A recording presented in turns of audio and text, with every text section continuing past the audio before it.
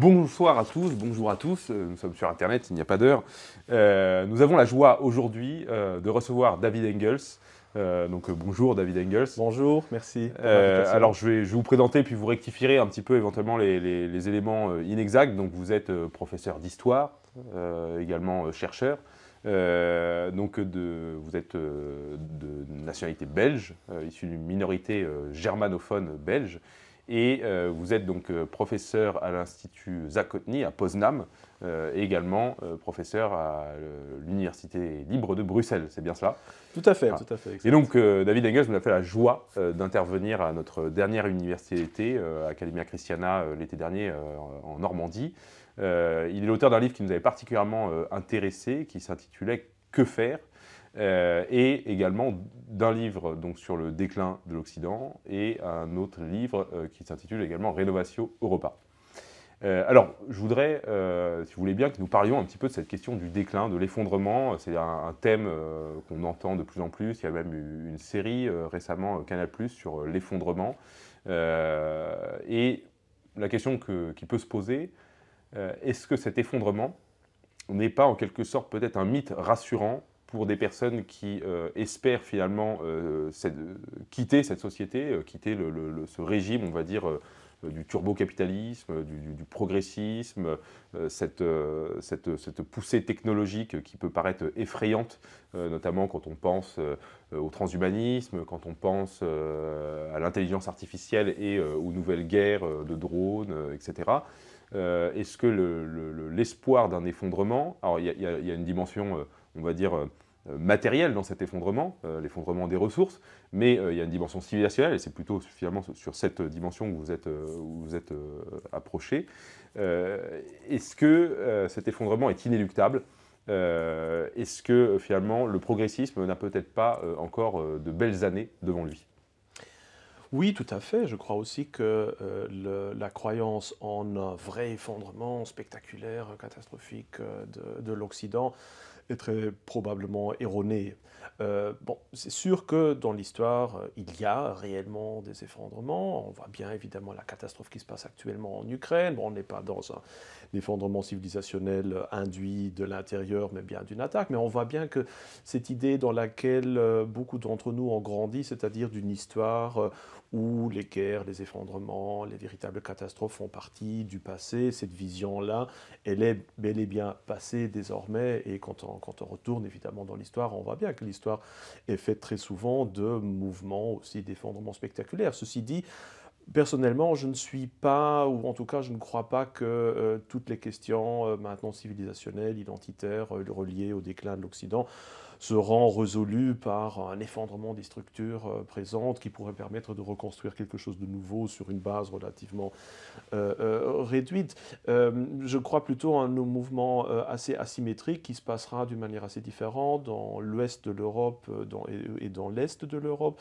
Il y aura certainement des phases très différentes en fonction des pays, en fonction aussi de ce qui se passe, des influences extérieures qui peuvent venir de Chine, des États-Unis, du monde musulman, etc. Donc quelque chose qui sera difficile à prédire.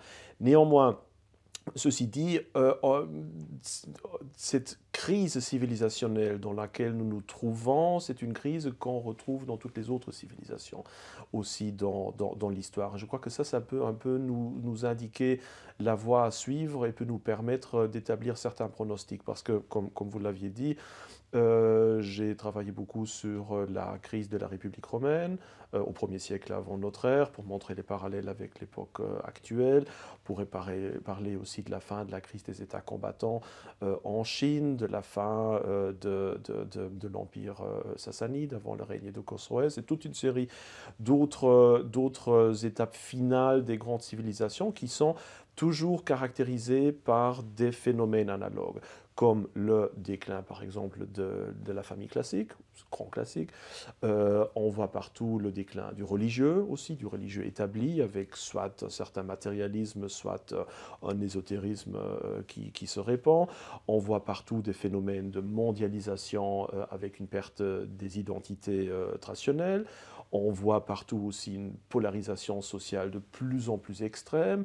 On voit partout aussi une confiance de plus en plus démesurée en la faculté de l'être humain à résoudre toutes ces questions-là et quelque part un déclin de la croyance quand même dans quelques principes généraux tels que Dieu, tels que les lois naturelles, des choses de ce style. Enfin, la,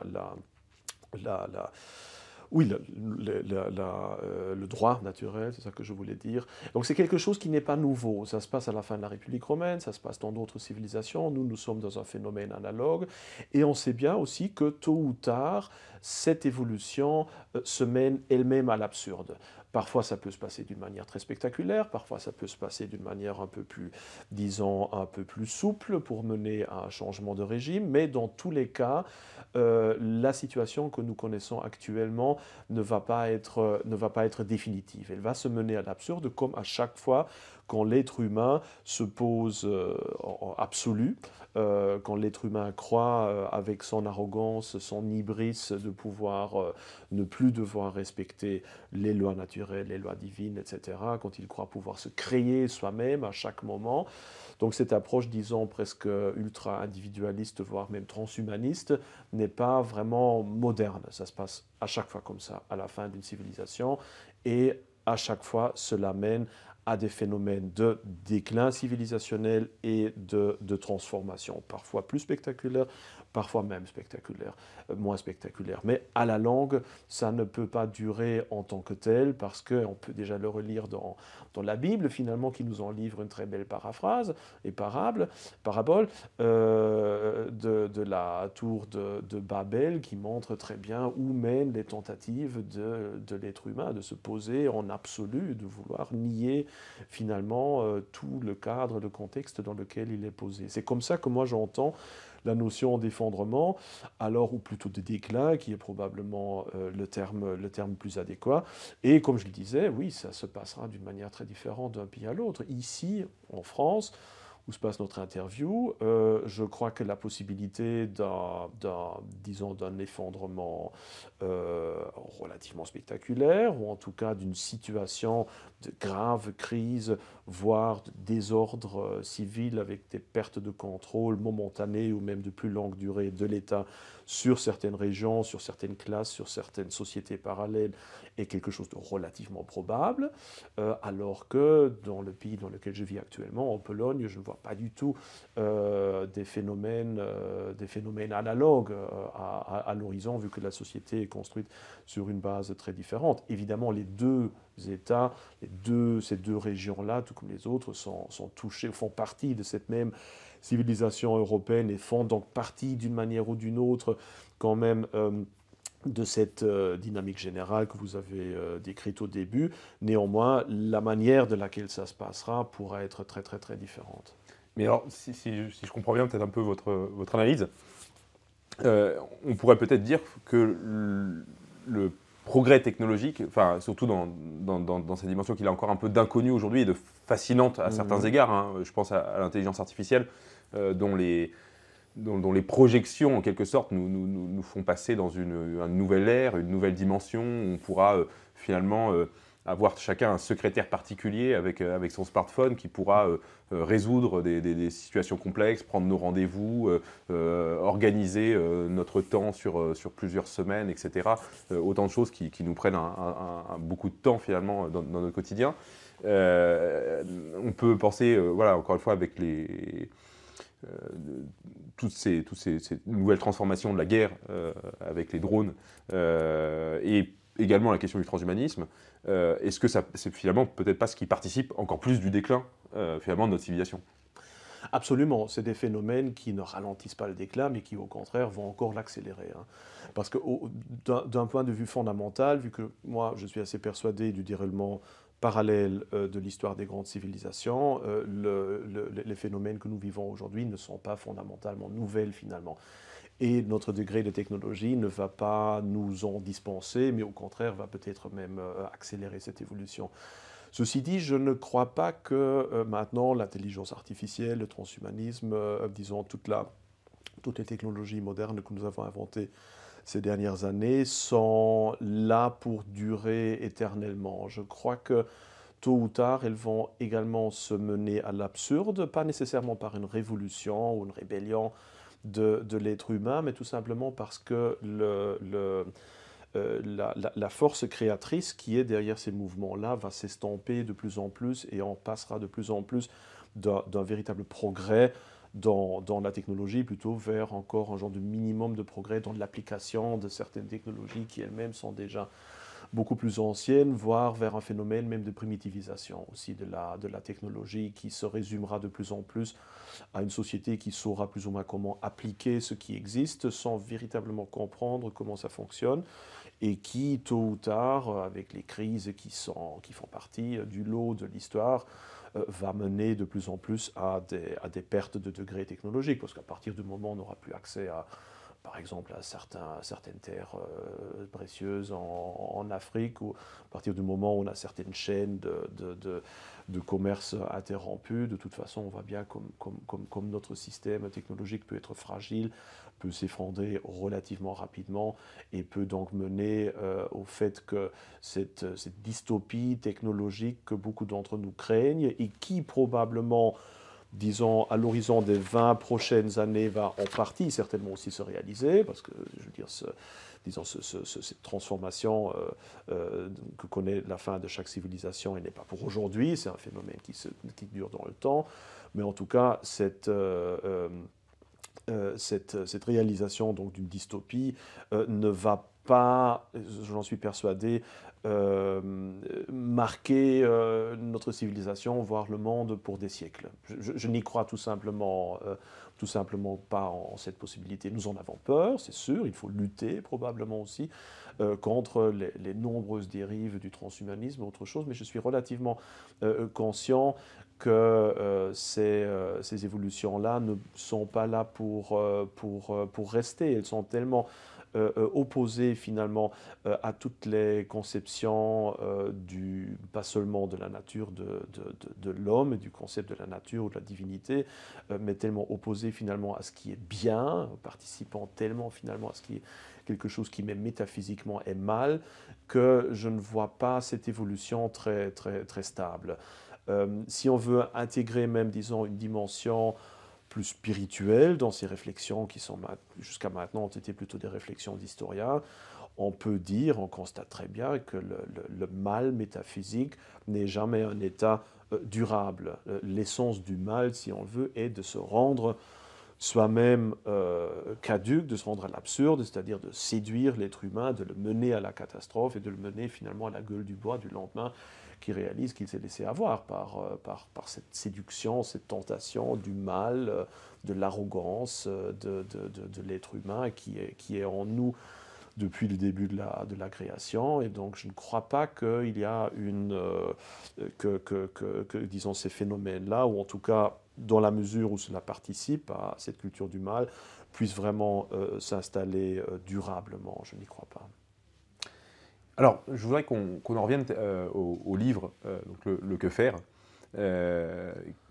J'avais un peu envie de le rapprocher, si vous me permettez, d'un autre livre qui m'avait pas mal marqué ces dernières années, qui était celui de l'écrivain Rod Dreher, Le Paris bénédictin, qui faisait le constat peut-être de notre impuissance politique à un moment donné, et du coup, d'une certaine manière, peut-être d'une perte d'énergie à vouloir absolument influencer les politiques de nos États, et qu'il était peut-être préférable, et sans doute salutaire, de se recentrer en quelque sorte sur ce que nous sommes, sur notre être profond, et de commencer finalement par se reconquérir soi-même avant de vouloir reconquérir le monde, reconquérir les médias, etc.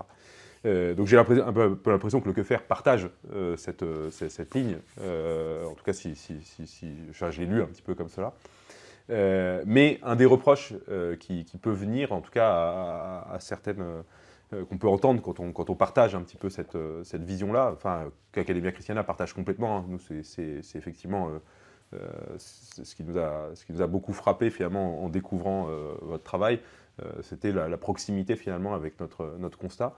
Le reproche qui peut souvent être fait, c'est n'y a-t-il pas un risque de déserter finalement le champ politique et de participer finalement à notre propre disparition, tout en espérant au contraire se sauver, ou sauver quelque chose. Oui, je vois bien.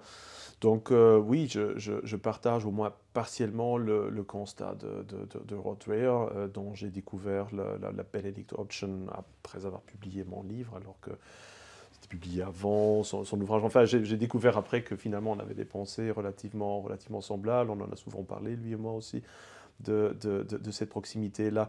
Il y a des différences, par contre, notamment dans le fait que nous, il nous situe vraiment, quand on voit les parallèles historiques, à l'époque de l'Antiquité tardive, donc vraiment un moment d'effondrement, une fois de plus, civilisationnel, où il n'y a que finalement la construction de petites communautés retranchées comme les monastères bénédictins, etc., qui peuvent faire survivre une certaine culture pour les siècles, les millénaires à venir. Moi, je nous situe plutôt, si on joue ce jeu-là, vers la fin de la République romaine, et donc je ne suis pas encore dans une, disons, vision catastrophique maintenant d'une fin cataclysmique d'une civilisation. Si on met en avant ces parallèles avec la République romaine tardive, on se dirige plutôt vers une phase de désordre à Rome, de guerre civile, d'où sortira à la fin un genre de transformation institutionnelle qui mène à la restauration conservatrice du principat augustéen, qui lui fonde un empire romain qui, disons, culturellement, spirituellement, intellectuellement, est assez pétrifié, sclérosé, mais qui assure néanmoins aux citoyens de l'Empire romain, encore pendant un demi-millénaire finalement, une existence relativement aisée, relativement sûre, autre chose, même si c'est une existence qui est dénuée de liberté politique et qui est, pour ainsi dire, un peu post-historique. Donc de là jusqu'à la fin de la civilisation gréco-romaine, on en a encore pour quelques siècles, c'est pourquoi je ne crois pas non plus que nous sommes maintenant au bord de l'extinction de la civilisation occidentale. Nous sommes, je crois, à un autre moment. Et dès lors, pour moi, la lutte politique est beaucoup plus importante que pour Roth. Et c'est pourquoi aussi Que faire doit se lire en parallèle avec son diptyque qui est Renovatio Europa et qui est lui le volet, si on veut, politique. Dont je parle aussi un peu d'ailleurs dans Que faire, mais sans maintenant rentrer dans les détails. Non pas parce que le message serait différent, mais parce que le champ d'action est très différent. Moi, je suis le premier à dire que nous devons continuer forcément à faire entendre notre voix aussi dans le domaine politique, mais je ne crois pas que dans l'immédiat ou même dans les 10 ou 20 prochaines années, au moins dans l'Europe occidentale, un changement fondamental puisse venir du domaine politique. Je crois que pour cela, il est trop cadenassé, les dés sont pipés d'une certaine manière en défaveur du conservatisme, en tout cas en Europe occidentale. Les médias sont très clairement opposés, en grande partie en tout cas à notre message. Les écoles, les académies, l'opinion publique. Reconquérir tout ça est une opération de très longue haleine.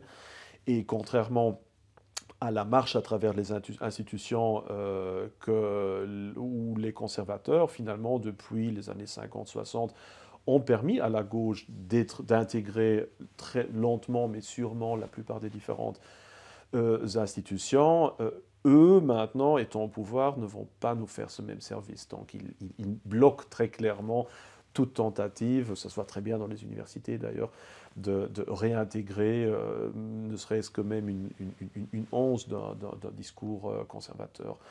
Et donc, dès lors, oui, il faut une présence politique, mais je crois que d'abord, il faut œuvrer dans tout ce qui est le domaine, disons, social, métapolitique, culturel, et reconstruire une base saine, si on veut, sûre, en dehors, disons, des sentiers battus du jeu politique, démocratique, qui est devenu de plus en plus finalement un jeu où les parlements finalement ne font rien d'autre que de confirmer des décisions qui ont déjà été prises à des tout autres niveaux du pouvoir, où certains acteurs économiques ont probablement accumulé 10 à 100 fois plus de pouvoir que la plupart des petits États européens, et où voilà, une grande entreprise de technologie ou d'automobile vaut probablement beaucoup plus dans la balance du pouvoir qu'un État comme la Slovénie, par exemple. Donc ça voit bien que le domaine de la démocratie maintenant devient de moins en moins important. Et donc ça c'est un aspect. Sûr qu'il faut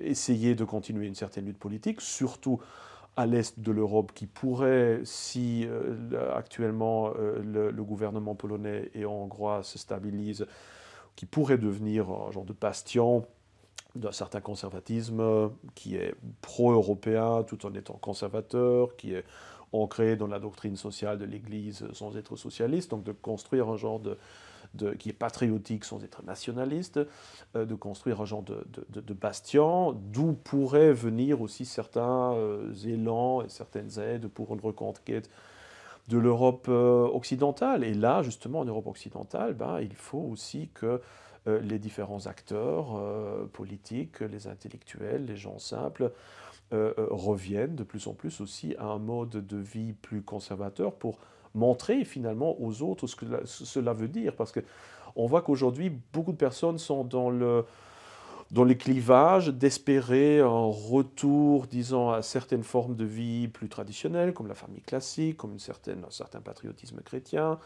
si on veut, comme une certaine égalité et surtout justice sociale, sans nécessairement appliquer eux-mêmes cela dans leur vie et dans leur vie privée.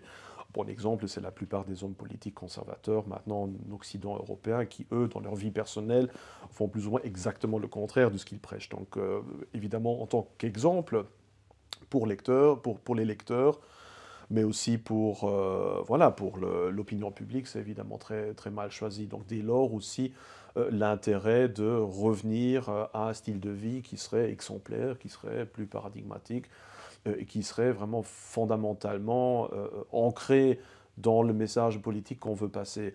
Mais je dirais que tout ça est peut-être une utilité secondaire de cet ouvrage. Que faire dont le but primaire, au fond, avait été purement personnel. C'est un livre que j'ai écrit pour moi, quand je vivais encore en Belgique et quand j'étais dans un environnement qui était marqué, d'un point de vue professionnel, aussi par une très nette prépondérance de la gauche libérale, laïque, athée, antichrétienne, ce qui n'est pas évident comme environnement de travail dans une ville largement dominée par l'immigration de régions extra-européennes, par un chômage absolument incroyable, par un déclin culturel tout à fait visible.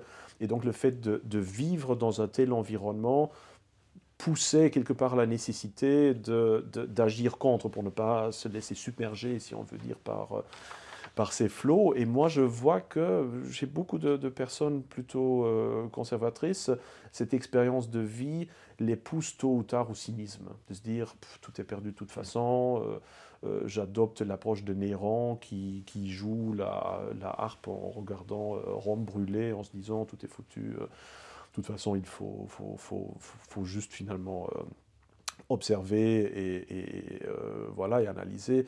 Et ça, c'était une approche dont je voyais les risques aussi chez moi finalement, et où j'ai voulu agir contre en me disant, mais comment est-ce que moi, ce moment-là, sans voilà, aucune influence politique, essayiste, quelconque, aucune influence sociale, comment est-ce que du jour au jour, je pouvais vivre, organiser, réorganiser la vie de tous les jours pour au moins, ces conditions extérieures étant données, pouvoir me regarder dans le miroir tous les matins. Et donc finalement, c'est pour ça que ce livre-là n'est pas un manuel finalement que j'incite les lecteurs à imiter d'une manière ou d'une autre. C'est juste certaines inspirations que j'ai eues, certaines démarches qui m'ont aidé moi-même à me sentir en phase avec mes convictions et où j'espère que des lecteurs qui se trouvent dans une transformation un peu semblable, c'est-à-dire de faire part de cette vie dans une modernité de plus en plus problématique sans pouvoir s'en défaire totalement et voulant quand même revenir à un style de vie, à des convictions plus saines, pourrait trouver une source d'inspiration, et ne serait-ce que de voir que ce constat est partagé par d'autres et que c'est une vraie lutte et que voilà, une lutte qu'on ne peut pas gagner dans l'immédiat et où il faut se rendre à l'évidence que ce retour à une vie plus saine, plus spirituelle, plus conservatrice ne va pas se faire dans les 2 ou 5 ou 10 prochaines années, mais que c'est quelque chose à très longue haleine et que dès lors nous devons adopter une approche très très très différente de ce qu'on lit d'habitude.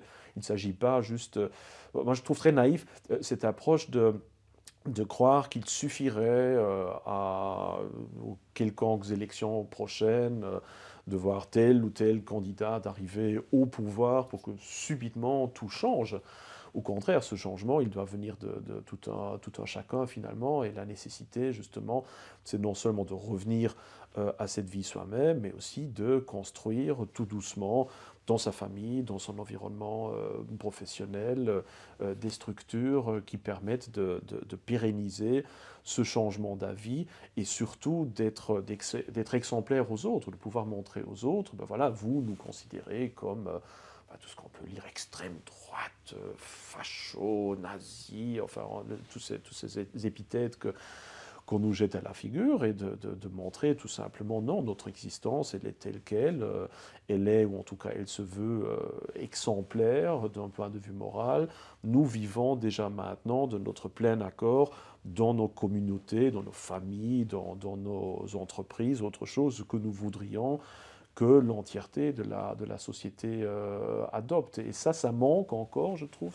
Tout reste fort vague dans la vision positive que les conservateurs veulent poursuivre, et j'espère que cette approche-là puisse aider certains lecteurs à prendre les choses en main, à réfléchir sur ces questions-là et d'essayer de construire autour d'eux, justement déjà, de réaliser finalement cette société avec leurs propres moyens autour d'elle, sans attendre un jour J qui ne viendra peut-être même pas de notre vivant. Alors, je voudrais que nous évoquions également la question du christianisme.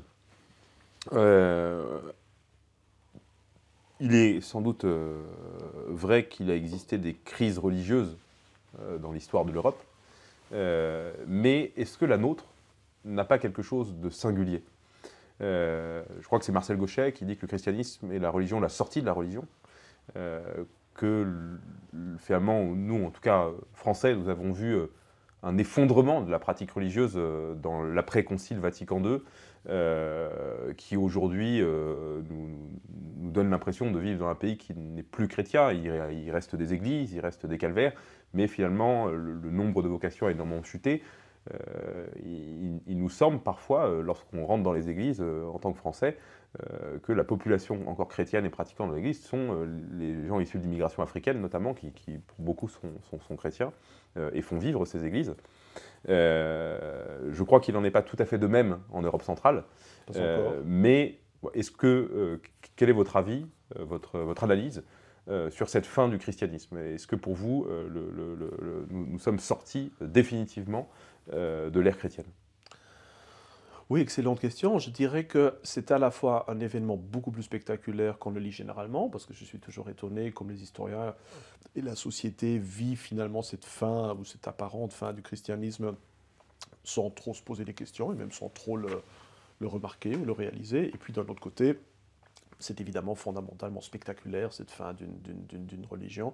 Mais en même temps, on a aussi un phénomène qui, au fond, n'est pas nouveau dans l'histoire humaine. Parce que, comme je le disais tantôt aussi, c'est le propre de la fin de chaque civilisation de voir la crise de sa religion. Je veux dire, à la fin de l'Antiquité classique, c'est-à-dire la fin, disons, de sa phase créatrice, au 1er siècle avant notre ère, on a un déclin inouï du paganisme traditionnel. On a exactement les mêmes phénomènes. Les temples s'écroulent, plus personne ne veut devenir prêtre. On a des chants latins archaïques que plus personne ne comprend. Les gens soit se tournent vers l'épicurisme, soit vers des philosophies ou des religions ésotériques orientales. Il y a un certain cynisme aussi dans la manipulation de la religion qui s'établit. Donc on a même des divinités dont les Romains avaient totalement oublié même la fonction. Donc on est à un moment où la moitié des dieux romains, même les Romains eux-mêmes n'avaient plus aucune idée à quoi ces dieux-là servaient il y a 2-3 générations.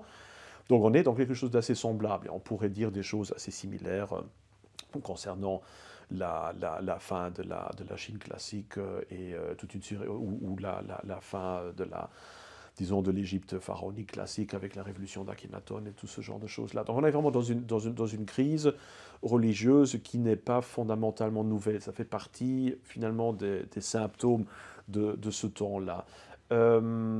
Ceci dit, elle est évidemment spectaculaire parce que le christianisme, ou disons peut-être plus précisément le christianisme occidental, parce que c'est quand même très différent de ce qu'on a eu durant le premier millénaire, et dont la survivance, c'est un peu l'orthodoxie, si on veut, dans le Levant de la Méditerranée. Mais en tout cas, ce christianisme occidental a été longtemps la véritable base spirituelle de notre civilisation. Toutes les expressions artistiques, culturelles, politiques, tout d'une manière ou d'une autre s'y réfère. Et donc le fait que cette base est en train de s'éroder va tirer évidemment tôt ou tard tout le reste avec lui. On pense bien au fameux paradoxe de Buckenford, qui avait dit que la société moderne est basée sur des valeurs, sur des fondations qu'elle-même ne sait pas garantir et donc reconstruire. Et donc à partir du moment où cette base chrétienne disparaît, finalement, tout le reste de la société devient relatif. Il lui manque subitement cet ancrage dans la transcendance, et donc finalement tout le reste devient, comme je le disais, relatif, devient un jeu cynique où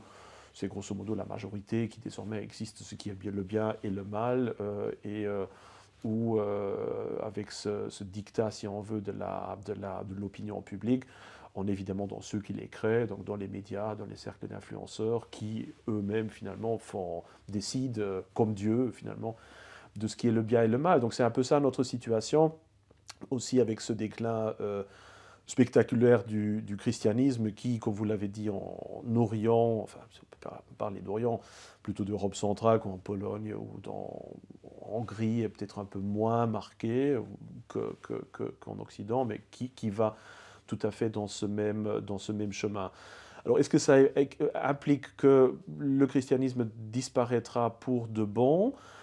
Tout d'abord, vous l'avez déjà dit, il faut se dire que les religions transcendent les grandes civilisations, si on veut, comme par exemple le bouddhisme, maintenant actuellement en Inde, n'existe pour ainsi dire plus, alors qu'il domine tout à fait la culture chinoise et japonaise, en ayant assumé des formes très très très différentes évidemment de ce que le Bouddha probablement aurait jamais imaginé que sa pensée allait devenir. Donc ce n'est pas du tout exclu d'imaginer au long terme une Europe déchristianisée, alors que le christianisme continuerait d'exister en Afrique, en Amérique du Sud, peut-être même en Chine ou en Corée, sans qu'il existe ici. Donc la fin, disons, du christianisme en Occident n'implique pas du fin du christianisme au total, même si on peut très bien imaginer que ce que le christianisme sera peut-être dans 2-3 siècles en Afrique sera peut-être pas immédiatement reconnu en tant que chrétien d'un homme vivant aujourd'hui. Donc cette disparition, elle n'est pas impossible. Néanmoins, je ne crois pas en une disparition totale rapide, parce qu'une fois de plus, quand on met en avant les parallèles avec d'autres civilisations, là on est à la fin, on est vers un genre de transformation qui passe évidemment à travers du désordre, des crises, etc., vers un genre d'état civilisationnel final, comme le Principat augustéen, comme l'empire des Han, comme le règne de Khosroès en Iran. Bref, on a ce stade d'empire ou d'état civilisation définitif dans toutes les grandes civilisations. Je crois que nous y dirigeons aussi. Et c'est un propre de cet état civilisation impériale, si on veut, d'être quand même relativement conservateur, c'est-à-dire d'essayer de se baser au moins sur un certain patriotisme religieux. Et ça se voit très bien quand on voit Auguste, qui essaye de restaurer les anciennes croyances romaines, au moins d'un point de vue formel. Et donc on a un empire romain qui est basé en effet, qui se dote partout de temples magnifiquement restaurés, où l'élite est de nouveau de son propre gré, parfois aussi d'une manière plus ou moins forcée, de nouveau poussée à assumer certaines charges de prêtres, si on veut, où les anciens rites sont réinventés parfois, ou parfois restaurés. Donc on est au moins dans une restauration superficielle qui s'apparente plus à un genre de patriotisme culturel, si on veut, que d'un véritable revirement spirituel. Et donc, je ne crois pas que c'est tout à fait exclu de s'attendre aussi à un mouvement de ce style-là. dans la prochaine génération, ou après cette transition que nous vivons actuellement, ben, si on a, après cette phase-là, dans une vingtaine d'années, ce genre d'unification européenne qui serait plutôt sur un modèle du Principat augustéen, en tout cas plus conservateur, un peu rétrospectif, nostalgique, ce n'est pas exclu de voir cela se baser sur une, disons, reprise, réinterprétation un peu à la fois créatrice et plutôt patriotique du christianisme. Et donc on aurait peut-être une élite dont, oui, certains essaieront véritablement de revenir à la vraie spiritualité, mais où les larges masses finalement seront chrétiens parce que c'est le bon temps, parce que voilà, c'est un peu le devoir patriotique de sauvegarder son identité chrétienne sans nécessairement y croire. On voit déjà certains, oui, certains débuts de ça, si on considère les États-Unis, où on a quand même un lien relativement fort toujours entre la présidence et au moins vers l'extérieur, certaines références à Dieu, certains assistance sur la mission, quelque part semi-divine, si on veut, des États-Unis, comme God's Own Country, de répandre le progrès, tout ce qu'on veut. Donc il y a déjà là, je veux dire, ou en tout cas il y a eu, jusqu'il y a un certain temps, un certain grande implication ou une grande interpénétration, si on veut, d'un certain patriotisme chrétien avec un certain patriotisme politique. Et je ne crois pas que c'est exclu de s'attendre à quelque chose comme ça dans une génération dans l'Europe, au moins de la part de l'élite européenne future qui voudra maintenir son identité et qui découvrira que le christianisme, qu'on y croit ou qu'on n'y croit pas, restera la base importante qui devra sous-tendre un tel régime si on ne veut pas qu'il s'écroule totalement. Bon, c'est évidemment pas nécessairement ce qu'un un véritable chrétien qui serait encore ancré vraiment dans une spiritualité, disons, médiévale, immédiate, profonde, trouvera très acceptable ou très disons, très, très souhaitable, mais je crois que c'est un peu le mieux qu'on puisse attendre, et en tout cas, cette forme de canonisation, de pétrification, mais aussi de moyens de faire perdurer certaines convictions à la fin de toute civilisation, ça se voit dans d'autres sociétés, d'autres civilisations, et pour moi, ça me semble tout à fait probable dans la prochaine génération de voir ce genre d'évolution-là. Une transformation du christianisme. Oui, qu'on voit déjà maintenant aussi dans beaucoup de mouvements conservateurs en Europe qui, je crois, surtout chez les jeunes, découvrent de plus en plus, contrairement à leurs aïeux, que le christianisme fait partie de leurs idéaux et qui veulent croire. Donc ce ne sont plus nécessairement des gens qui croient d'une manière intuitive, comme on leur a appris, et pour qui c'est évident, mais des gens qui ont réalisé qu'ils doivent croire, qu'ils veulent croire, qui ne réussissent peut-être pas à croire, mais en tout cas qui le veulent. Et donc c'est un peu un mouvement post-historique presque, parce qu'on est déjà en dehors de l'évolution vivante de la religion, mais on découvre que sans elle, on va vers l'écroulement total et on devient donc, on n'est pas européen parce qu'on est chrétien, mais plutôt vu qu'on est un patriote européen et qu'on aime cette culture et tout ce qui en reste, eh bien, on redécouvre finalement le christianisme. C'est un peu ce retour-là que moi, en tout cas, je constate vers la fin de la République romaine et que je vois déjà maintenant quand même de plus en plus dans beaucoup de cercles de jeunes conservateurs partout en Europe. Alors, je voudrais qu'on passe à une quatrième question. Nous avons vu il y a quelques semaines maintenant un nouveau conflit militaire éclater en Europe, le conflit russo-ukrainien. D'après vous, vous qui vivez plus proche finalement de ce conflit, de quoi est-il le signe ?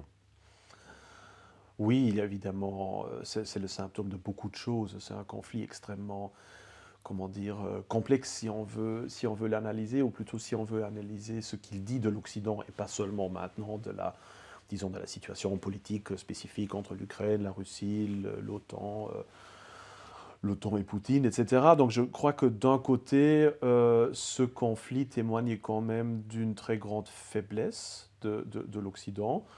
Le fait que ce conflit soit possible, que l'Occident n'ose pas intervenir, que toute une série de pays en Afrique, en Inde, la Chine forcément, supportent plutôt d'une manière plus ou moins ouverte la Russie, aussi quelque chose qui, à mon avis, il y a une vingtaine d'années, n'aurait pas pu se passer comme ça.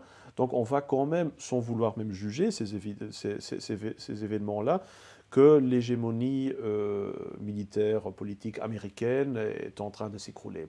L'Afghanistan, la retraite de Kaboul était déjà le fanal, si on veut, de ce déclin et de ce retrait, si on veut, politique. Et donc là, cette guerre, où très clairement une grande partie de l'Occident n'ose plus rentrer dans la logique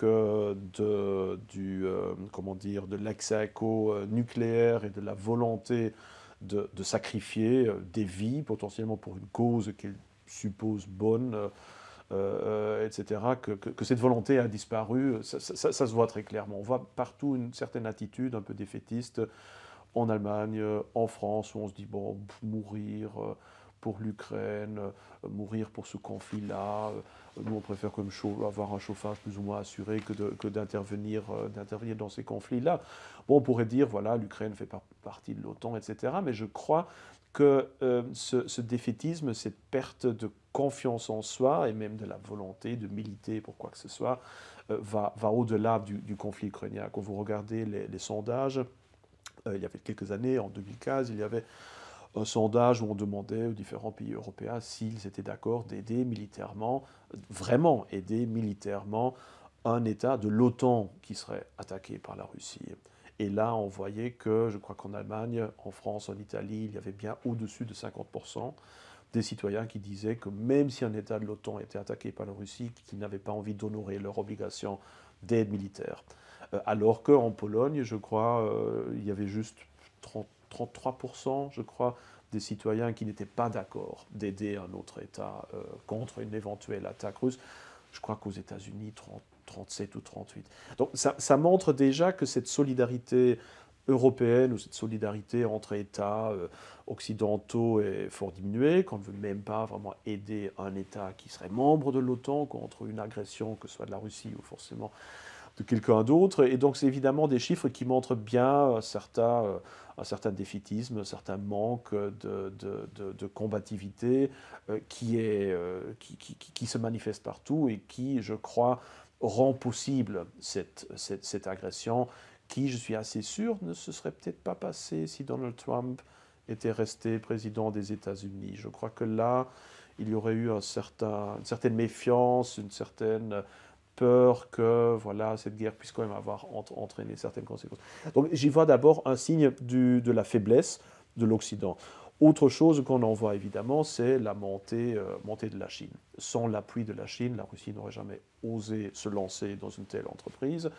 Donc on voit quand même très bien que le système, que cette hégémonie occidentale chancelle et qu'en effet cette union entre la Russie, la Chine, l'Inde, l'Iran, donc ce projet eurasien, si on veut, même si d'un point de vue culturel, je ne crois pas du tout en son utilité ou même sa logique, au moins d'un vue politique actuel, prend forme, si on veut dire, et constitue véritablement un bloc qui peut constituer une menace évidemment immense aussi pour l'indépendance des pays européens, parce que même au-delà maintenant du problème de la mesure dans laquelle on veut vraiment s'identifier avec l'Occident moderne, avec l'OTAN, les États-Unis, il est clair que ce grand bloc eurasien qui se constitue actuellement pourra peser de plus en plus lourd sur l'autonomie et l'indépendance des petits États européens.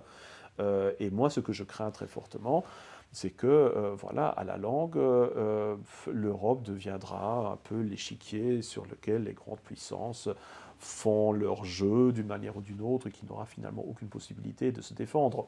Et je ne parle même pas des questions idéologiques. Alors, pour en venir évidemment à l'idéologie, ce qui me frappe aussi très fortement, c'est le degré de support pour Poutine dans les milieux conservateurs européens.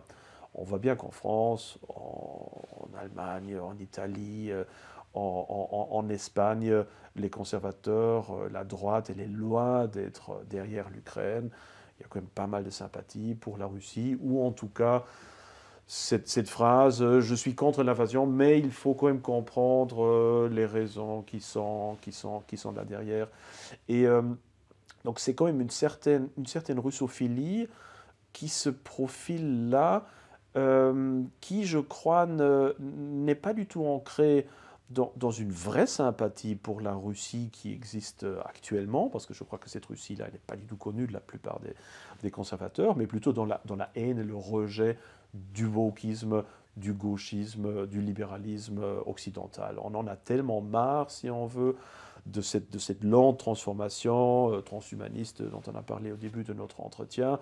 On a un tel dégoût finalement du chemin que l'Occident est en train de prendre que automatiquement tout ennemi de l'Occident semble être du bon côté quelque part. Donc ce n'est pas nécessairement l'attractivité de la propagande de Poutine qui est principale, mais plutôt le rejet de l'Occident. Et une fois de plus, je suis assez sûr que la plupart des conservateurs européens, si ce conflit s'était passé sous la présidence de Donald Trump, et que les États-Unis et l'Occident, l'OTAN, auraient été un peu moins associés au wokisme culturel, je ne suis pas sûr si cette sympathie pour la Russie aurait été la même. Et puis évidemment, ça montre aussi quand même, en tout cas de mon point de vue, une compréhension relativement fausse de la situation actuelle de la Russie qui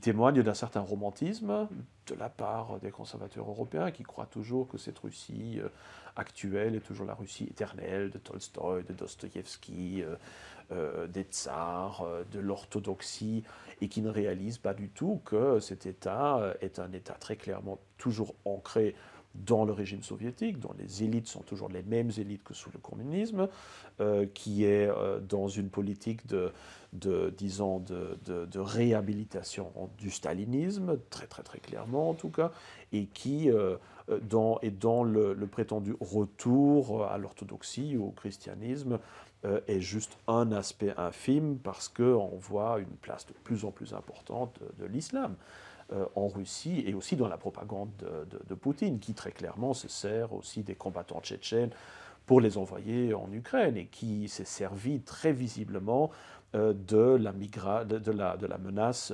migratoire musulmane pour déstabiliser la Pologne. Donc on peut difficilement présenter cette Russie-là comme le garant maintenant du christianisme, d'un certain conservatisme culturel, parce qu'il est au fond un pays, en tout cas il relève d'un pays qui au fond est très multiculturel, qui est le pays d'ailleurs le plus islamisé en Europe, plus que la France encore au niveau de sa population, même si la répartition est un peu différente, et où il faut se rendre à l'évidence que cette Russie est un État qui n'est pas un État occidental. Je suis convaincu que la Russie est une civilisation à part, peut-être plus jeune que l'occidental, qui expliquerait peut-être son attrait pour beaucoup de conservateurs qui y voient peut-être un genre de force de jeunesse, alors que nous sommes dans la vieillesse de notre civilisation. Ça joue peut-être aussi un petit peu dans son attractivité, mais en tout cas, une civilisation propre dont le but n'est pas de sauver l'Occident, mais surtout d'imposer, de défendre ou d'imposer sa propre vision civilisationnelle du monde et qui est très différente de celle de l'Occident et qui ne pourra jamais être intégrée dans une quelconque coopération européenne. L'Europe, elle est basée sur des États-nations très limités géographiquement, avec une population assez réduite. Or, la Russie n'est pas un État, c'est un monde, si on veut. Et donc, il y a une telle asymétrie, si on veut, entre ces deux structures-là, que je vois mal comment on pourrait arrimer l'un à l'autre. Et je suis assez convaincu aussi que même dans le cas d'une victoire potentielle de certains conservateurs européens grâce à l'appui russe, que le jeu principal de la Russie n'est au fond pas tellement différent de celui des États-Unis, c'est-à-dire d'imposer une politique de partage et de pouvoir. Donc, je suis assez sûr que s'il y avait une Europe patriotique, conservatrice, forte, qui devrait tôt ou tard émerger, je ne crois pas que la Russie serait son allié immédiat. Je crois que plutôt que la Russie verra une menace immédiate et œuvrera presque autant que les États-Unis, qui eux aussi préfèrent une Europe partagée, si on veut, qu'une Europe unie qui serait un acteur politique indépendant. Et donc je crois que la Russie sera assez semblable. Au fond, ça relève, et là on revient de nouveau au début de notre entretien, quand on parlait du rêve d'effondrement de certains, ça relève euh,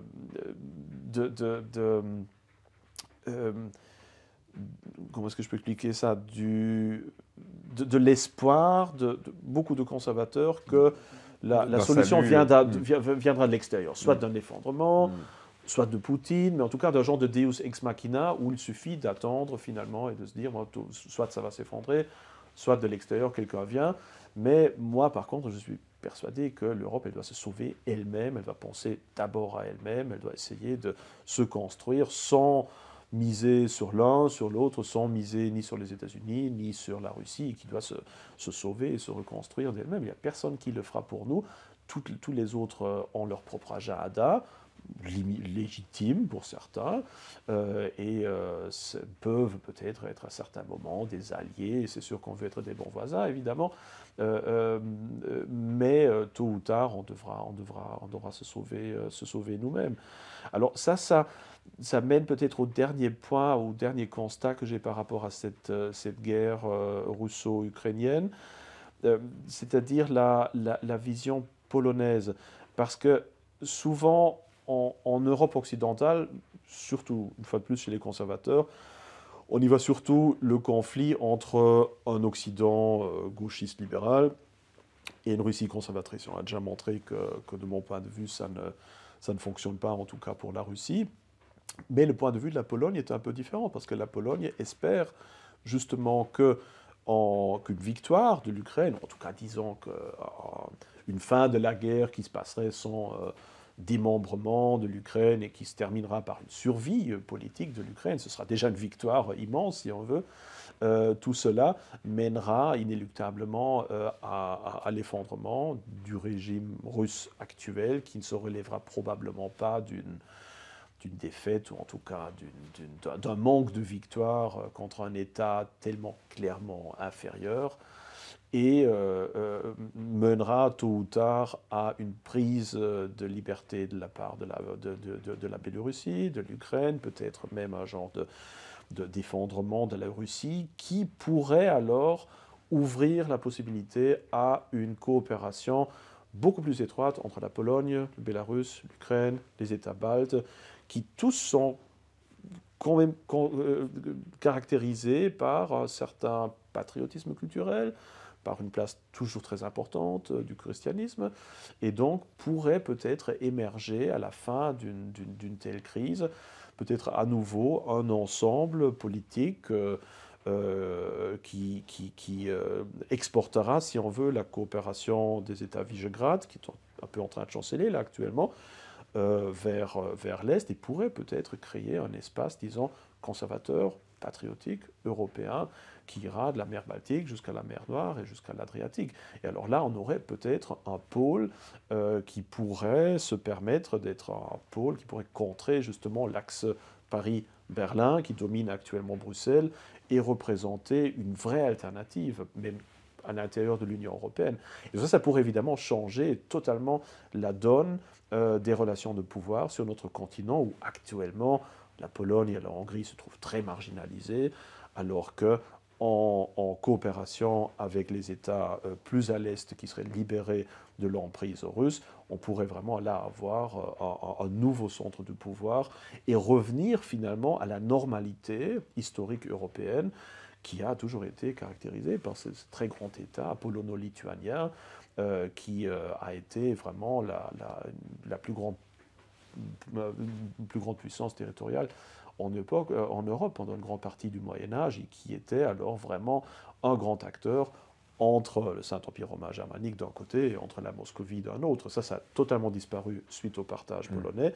Et là, on pourrait peut-être revoir la naissance d'un genre d'alliance de nouveau de ce style-là, qui pourrait alors devenir un vrai centre fort du conservatisme patriotique chrétien en Europe, et donc changer peut-être aussi le cours des événements à Bruxelles. C'est un peu ça l'espoir que la Pologne a là-dedans.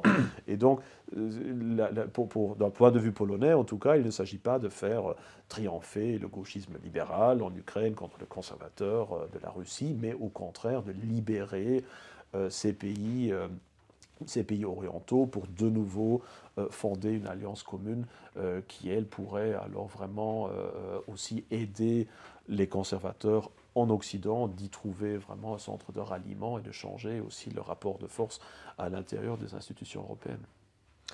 Merci beaucoup pour cet éclairage parce que c'est quelque chose que c'est la première fois que j'entends ça, tout simplement.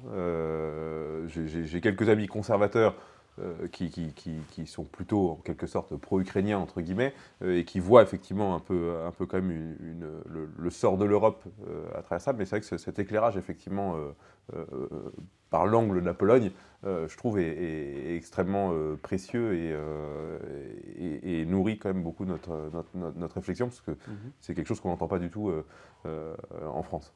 Alors pour finir un peu notre entretien, vous étiez donc notre invité pour notre précédente université d'été, vous êtes encore l'invité pour notre prochaine université d'été.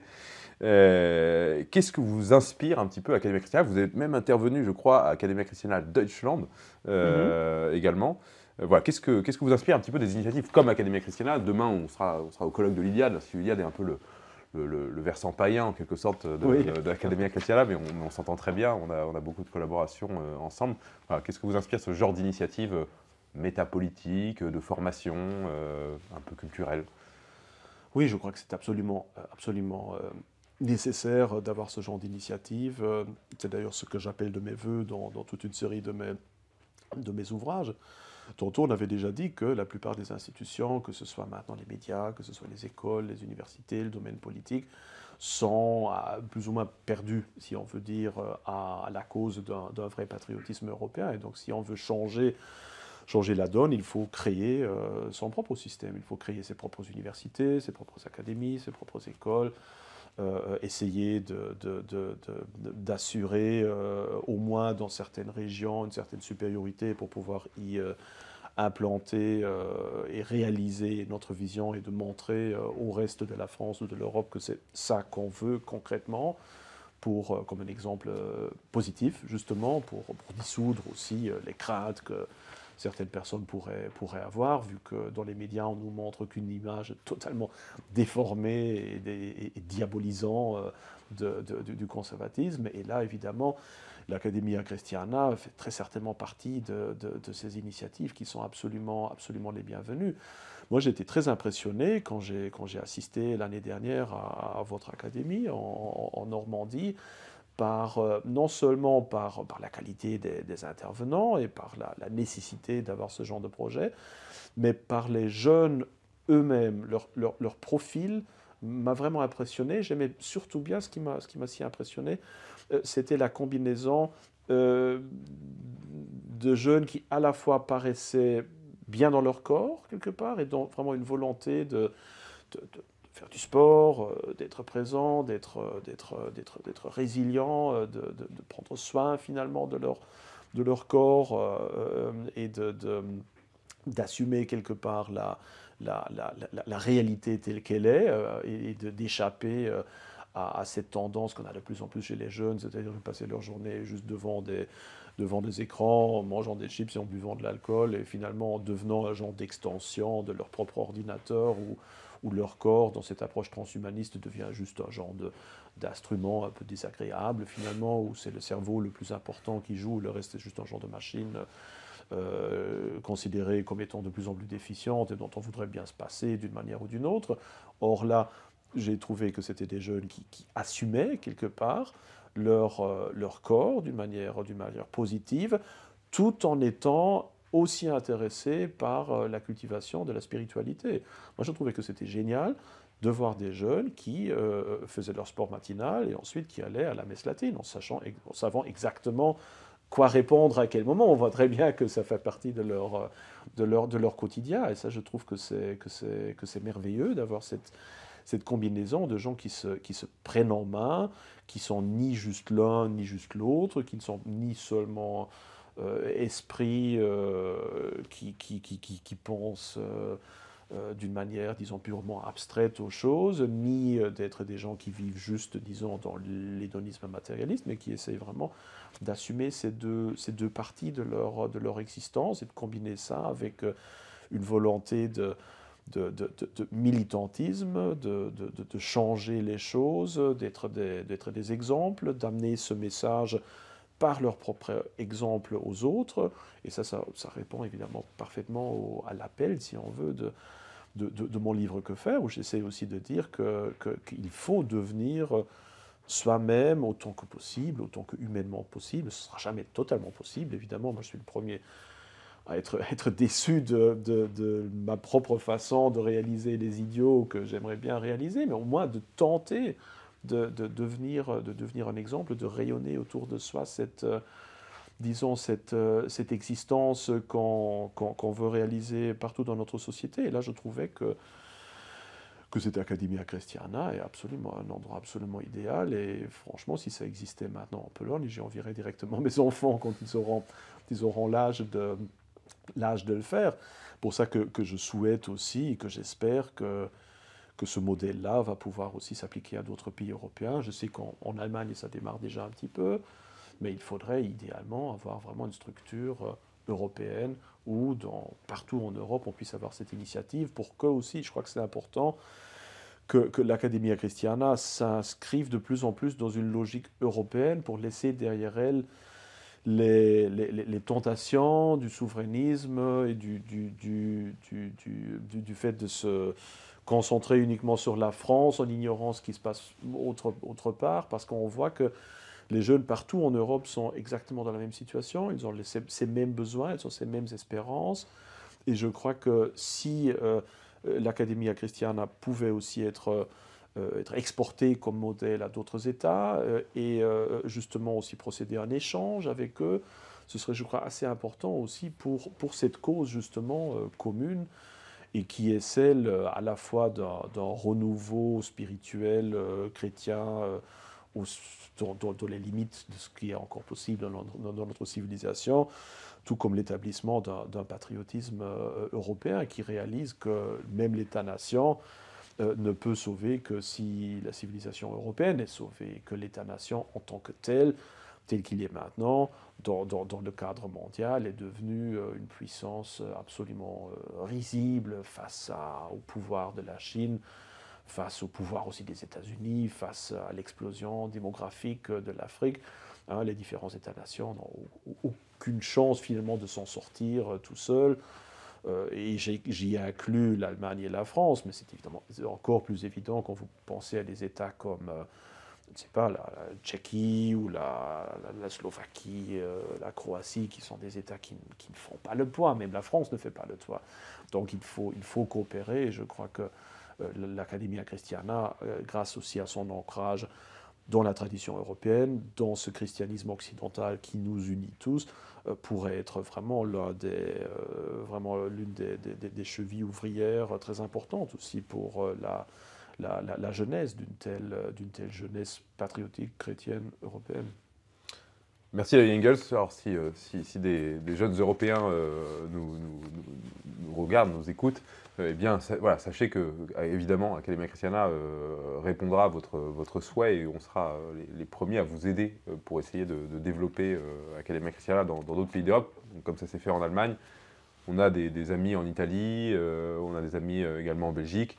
Et effectivement, voilà, tous les liens qui peuvent se tisser avec des jeunes Européens. Voilà, jeunes Européens, venez déjà à notre universalité en France, ça sera l'occasion de faire connaissance et de pouvoir justement développer ce que nous appelons nos souhaits.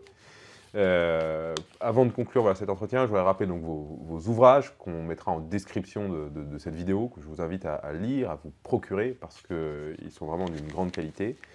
Je voudrais aussi donc remercier nos donateurs qui ont permis voilà, de financer un petit peu la qualité de cette vidéo. Pour ceux qui ont suivi nos précédents entretiens, vous pouvez voir que la qualité de l'image a peut-être un petit peu changé, que le son s'est un peu amélioré. Voilà, et si vous souhaitez que tout ça puisse s'améliorer encore, eh bien, voilà, n'hésitez pas à soutenir notre œuvre parce que nous en avons besoin. Nos projets avancent également, puisque nous l'avons évoqué, sur la recherche donc d'un domaine d'Academia Christiana pour pouvoir travailler à l'année et développer vraiment nos formations. Donc nous comptons aussi sur nos donateurs, toujours également. Et l'universalité donc, se tiendra cette année du 22 au 28 août, si je ne me trompe pas. Elle aura lieu donc, dans le quart nord-ouest de la France. Il ne reste plus beaucoup de places, puisqu'on a ouvert l'inscription il y a 2 semaines et quasiment toutes les places sont parties. Donc ne tardez pas, il en reste encore quelques-unes. Nous serons très heureux de vous retrouver cet été. Voilà, encore merci David Negels pour voilà, cette visite en France. Merci pour l'invitation. Et puis on se retrouve évidemment cet été. Tout à fait, avec plaisir. Bonsoir.